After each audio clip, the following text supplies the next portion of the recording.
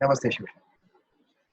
Welcome, students, to the online session of communication skills of BCom third sem.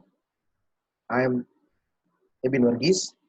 I will be taking your communication subject for this entire year. So, આ difficult ટાઈમમાં જે આપણે face કરી રહ્યા છીએ કે ટીચિંગને કેવી રીતે સ્ટુડન્ટ સુધી પહોંચાડવું, તો એની પહેલ રાખતા અમારા પરિવાર એટલે શિવશા પરિવારે તમારી સામે આ કોમ્યુનિકેશન સબ્જેક્ટ એ આખો સિલેબસ તમારી સામે ઓનલાઈન લેક્ચરની સિરીઝથી રજૂ. So let us start.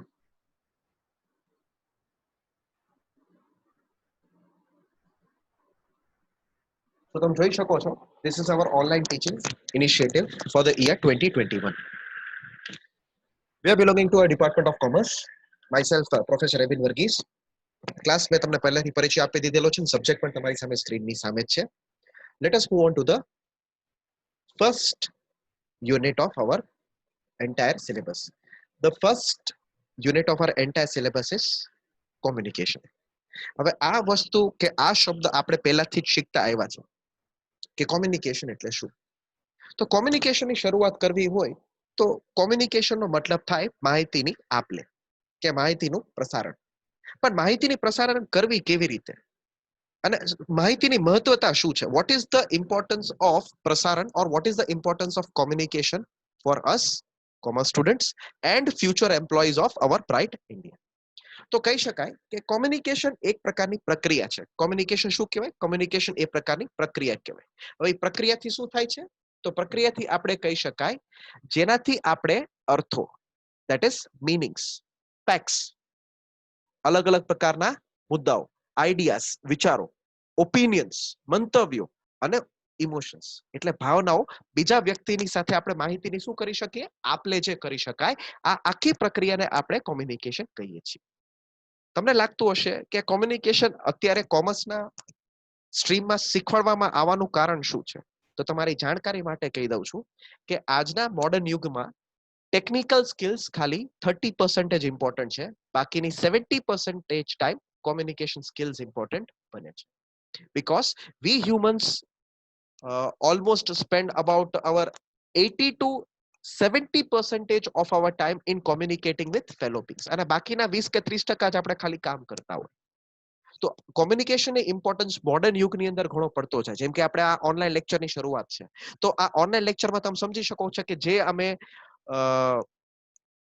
સ્કૂલમાં કે જે અમે કોલેજીસમાં શીખતા હતા એની કરતા સાવ અલગ જ રીત, એટલે જે માહિતી અમારા યુટ્યુબના વિન્ડોમાં કે અમારા મોબાઈલના સ્ક્રીન સુધી અમે માહિતી પહોંચાડવાનું કામ કરીએ છીએ.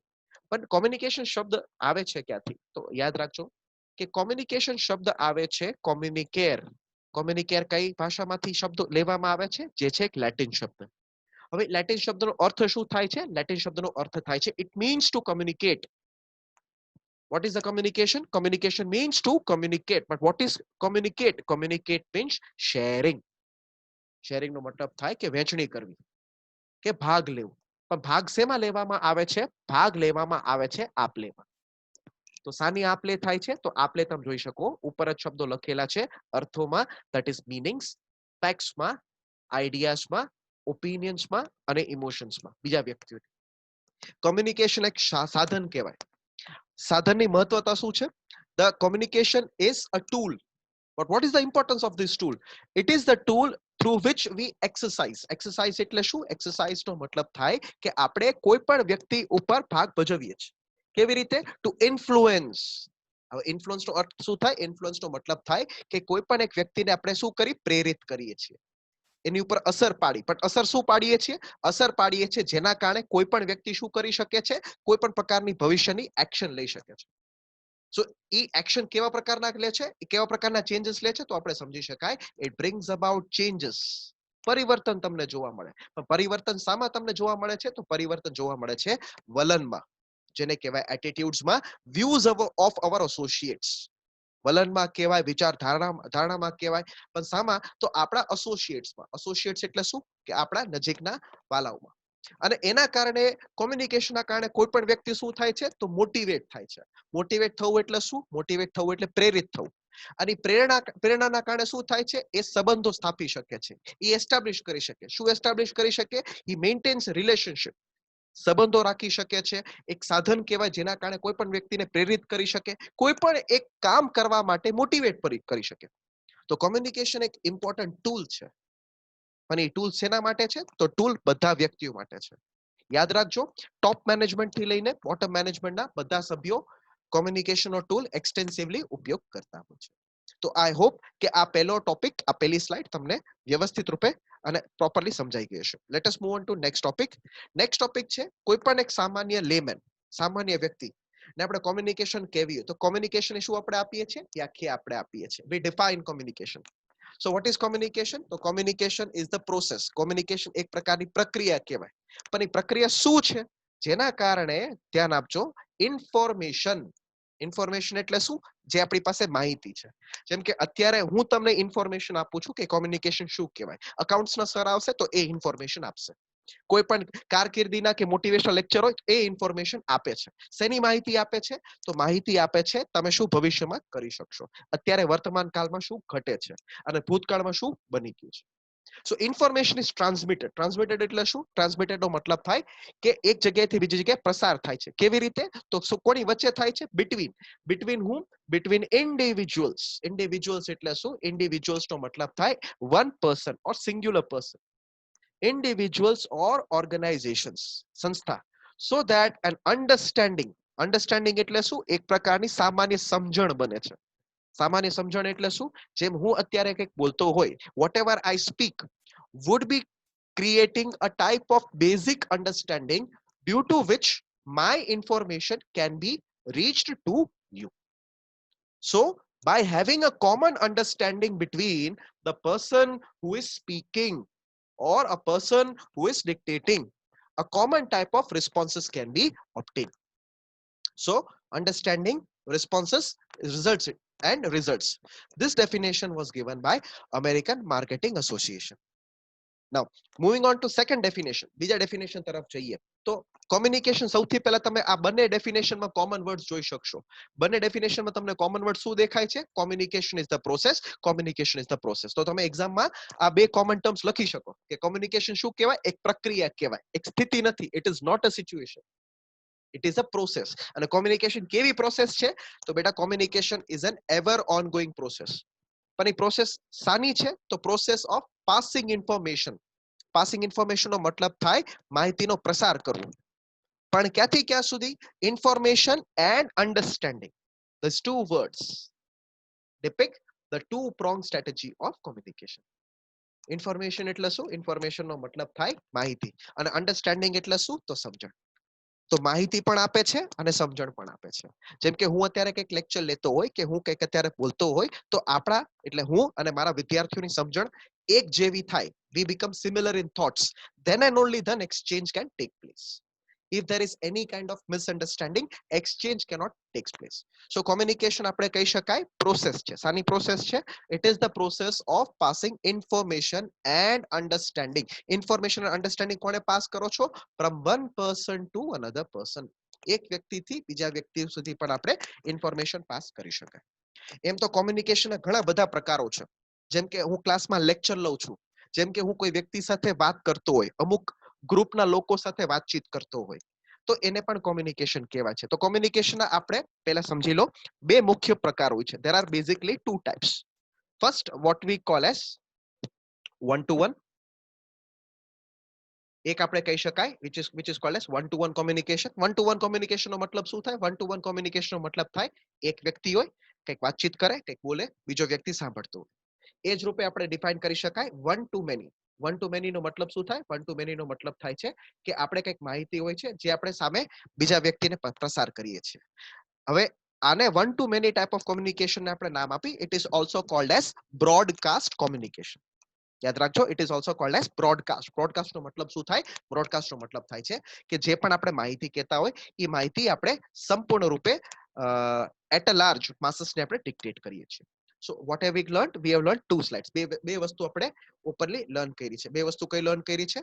તો બે વસ્તુ આપણે જે લર્ન કરી છે એ છે કોમ્યુનિકેશનનો પરિચય શું છે, અને સાથે સાથે કોમ્યુનિકેશન ની વ્યાખ્યાઓ કઈ કઈ છે. That is what are the defines of various communication. Now let us move on to next task કે આપણે communication ની process તો define કરી, તો communication ની process કઈ રીતે ચાલે છે. How can you understand the process of communication? So communications process can be understood by seeing the entire situational sequential representation of steps. એટલે જે અલગ અલગ પગલા તમે જોઈ શકો છો કે આની અંદર આ 1, આ 2, આ 3, આ 4, આ 5 અને આ 6. સો ઇન ટોટલ આપણે ઓબ્ઝર્વ કરી there are 6 steps. 6 steps છે જેના કારણે આપણે કોમ્યુનિકેશનની પ્રોસેસ સમજી શકીએ. સો આ 6 સ્ટેપ્સ કઈ કહેવાય છે? The 6 steps of communication are: first, communication કરવા માટે કોણ હોવું જોઈએ? તો કોમ્યુનિકેશન કરવા માટે સેન્ડર. તો હુ ઇઝ અ સેન્ડર? કોણ સેન્ડર કહેવાય? સેન્ડર એ વ્યક્તિ કહેવાય જેની પાસે પોતાની પાસે શું છે? જેના પોતાની પાસે માહિતી છે, જેના પોતાના પાસે ઇન્ફોર્મેશન છે. અને એ વ્યક્તિ શું? એ વ્યક્તિ માહિતી મોકલવાની ટ્રાય કરે છે. એ માહિતી કોને મોકલવાની ટ્રાય કરે છે? એ માહિતી મોકલવાની ટ્રાય કરે છે એક રિસીવરને. હવે એ રિસીવરને જ્યારે માહિતી મોકલવાની ટ્રાય કરતો હોય, એ રિસીવરને જ્યારે માહિતી મોકલવાની ટ્રાય કરે ત્યારે કેટલા સ્ટેપ્સ એને ફોલો કરવા પડે છે? તો આટલા સ્ટેપ્સ એને ફોલો કરવા પડે. સૌથી પહેલા સેન્ડર હોય છે જે માહિતીનો પ્રસાર કરવા ઈચ્છે છે. That is a person who wants to convey some information to a receiver. Similarly, the person follows a step of encoding. હવે એન્કોડ નો મતલબ શું થાય? તો એન્કોડ નો મતલબ આપણે સાદી ભાષામાં લખી શકાય ટુ કન્વર્ટ ઇન્ટુ કોડ. લખાય ટુ કન્વર્ટ ઇન્ટુ કોડ. કોડમાં કન્વર્ઝન કરવું. કોડમાં કન્વર્ઝન કરવું એટલે શું? તો કોડમાં કન્વર્ઝનનો કરવું એનો મતલબ થાય જેમ કે હું અત્યારે લેક્ચર લઉં છું, અત્યારે કંઈક બોલું છું, તો એને આપણે શેમાં રૂપાંતરિત કરી શકાય? એને શેમાં આપણે કન્વર્ટ કરી શકાય? ભાષામાં કન્વર્ટ કરી શકાય. જેમ કે અત્યારે તમારી સામે માહિતી કયા રૂપની અંદર છે? તો ચિત્રના રૂપે છે, સ્લાઇડ્સના રૂપે છે. તો એને કહેવાય માહિતીનું રૂપાંતરણ કરવું. હવે માહિતીનું રૂપાંતરણ કર્યા પછી આપણે મેસેજમાં પહોંચી. તો મેસેજ શું કહેવાય? મેસેજ કોઈ પણ પ્રકારનો ટેક્સ્ટ કહેવાય છે. ટેક્સ્ટ એટલે શું? જે પણ આપણે લેખણ જે કરતા હોય એ જ કહેવાય છે. પછી સાથે સાથે ચિત્રો કહેવાય છે, પિક્ચર્સ કહેવાય છે, વિડીયોઝ કહેવાય છે. તો એ બધા અલગ અલગ પ્રકારના મેસેજ બને છે. સિમિલરલી મેસેજ આપણે ક્યાં પ્રસાર કરીએ છીએ? તો ચેનલ. ચેનલ એટલે શું કહેવાય? ચેનલ મીડિયમ કહેવાય. મીડિયમ નો મતલબ શું થાય બેટા? મીડિયમ નો મતલબ થાય માધ્યમ.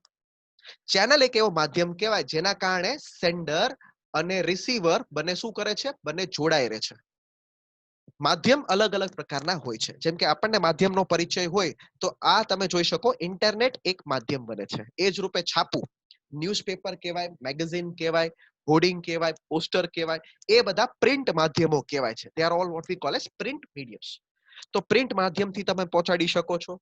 પછી એ જ રૂપે જ્યારે આપણે રેડિયો સાંભળતા હોય ત્યારે રેડિયો એઝ એન ઓડિયો માધ્યમ બને છે. તો આ બધા અલગ અલગ પ્રકારના તમને માધ્યમો તમને દેખાય છે. પણ માધ્યમનું મૂળ કામ શું છે? તો માધ્યમ આપણે કહી શકાય, please remember, channel or medium is a link. But what is the link? Link between the sender as well as receiver. Please remember, channel is the link between what? Link between the sender and the receiver, due to which transfer of information can take place. Next we move on to receiver.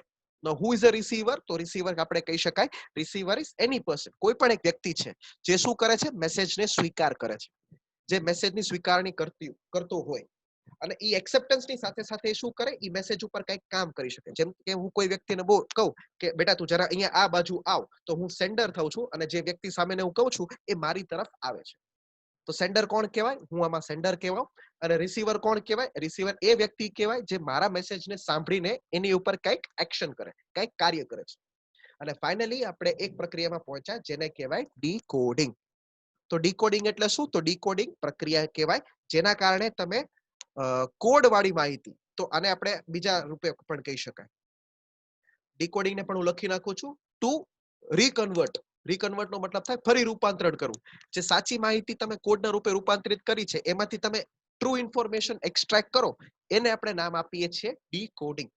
So this is the entire process. અને એની સાથે સાથે I am very sorry to end early, but તમે જોઈ શકો there are two additional information that is given on slide, that is what is feedback and what is noise. Communication process feedback થી complete થાય છે. Feedback એટલે શું? Feedback નો મતલબ થાય કે રિસીવર જ્યારે માહિતીનું ડીકોડિંગ કરી લે છે એના પછી એ સેન્ડરને ફીડબેક મોકલે. ફીડબેક એટલે શું? હા, મને ખબર પડી ગઈ, બરોબર છે. તો આ માહિતી, આ પ્રકારના ફીડબેક થી શું થાય છે? ફીડબેક થી પ્રોસેસ ઓફ કોમ્યુનિકેશન કમ્પ્લીટ થાય છે, જેના કારણે સેન્ડર ફર્ધર ઇન્ફોર્મેશન નથી બોલતો. જેમ કે સામાન્ય રૂપે જ્યારે પણ આપણે ફોન ડાયલ કરી ત્યારે સૌથી પહેલા શું કહી? હેલો. તો સામેથી આપણને રિસ્પોન્સ આવે હેલો, તો આપણે આગળ વાત વધારીએ છીએ. જો રિસ્પોન્સ ન આવતો હોય તો કોઈ દિવસ આગળ આપણે વાત વધારતા નથી. હવે જ્યારે આગળ નો વાત વધારી ત્યારે આપણે ફર્ધર કમ્યુનિકેશન કન્ટિન્યુ કરવાની ટ્રાય કરી, પણ એનો કોઈ મતલબ નથી. એટલે સેન્ડરને જ્યાં સુધી ફીડબેક નથી મળતો, ફીડબેક એટલે શું? ફીડબેકનો મતલબ થાય કોમ્યુનિકેશન કેવા પ્રકારનો થયો છે, કોમ્યુનિકેશન સ્વીકારવામાં આવે છે, એની ઉપર ફર્ધર એક્શન શું લેવાશે, સમજણ પડી ગઈ અને ફ્યુચરમાં રિપીટ થશે. આ બધી વસ્તુ ફીડબેકના ભાગ બને છે. હવે એ જ રૂપે ફોર એક્ઝામ્પલ આપણે લાસ્ટ એક પોઈન્ટ તરફ જઈએ, જે છે નોઇઝ. તો નોઇઝ શું કહેવાય છે? તો નોઇઝ આપણે ડિફાઇન કરી શકાય, noise is any unwanted signal. કોઈ પણ બિનજરૂરી જે સિગ્નલ કહેવાય, બિનજરૂરી એટલે શું? જે ન જતું હોય. જેમ કે હું કંઈક અત્યારે બોલું છું અને વચ્ચે કોઈ વ્યક્તિ આવી જાય અને એના કારણે મારી કોમ્યુનિકેશન અટકાય, એને આપણે નામ આપીએ છીએ noise. That is what we call as noise. So what is noise? Noise is basically any unwanted signal. હવે જ્યારે નોઇઝ ડિફાઇન કરતા હોય તો નોઇઝની ડેફિનેશન સાથે સાથે આપણે એ પણ કહેવું જોઈએ કે કેટલા પ્રકારના બેઝિકલી નોઇઝ હોય છે. So basically noise are of two types. Noise કેટલા ટુ ટાઈપ્સના છે? તો first is man made, second is natural. Man made એટલે શું? Noise due to machinery, noise due to traffic, human interference, all are what we call as man-made noise or artificial noise. What is natural noise? Natural noise આપણે define કરી શકાય એ કહેવાય જે પ્રાકૃતિક રૂપે, જેમ કે પક્ષીઓના ચહેલના કારણે વીજળીની કડકડાટ જે આવે છે, આ બધી વસ્તુને તમે આર્ટિફિશિયલ નોઇઝ તરીકે કહો છો. So I hope my video was very useful અને હું ફર્ધર કન્ટિન્યુ કરી શકું આમાં કામ કરવા માટે. થેન્ક યુ વેરી મચ બેટા. Have a nice day.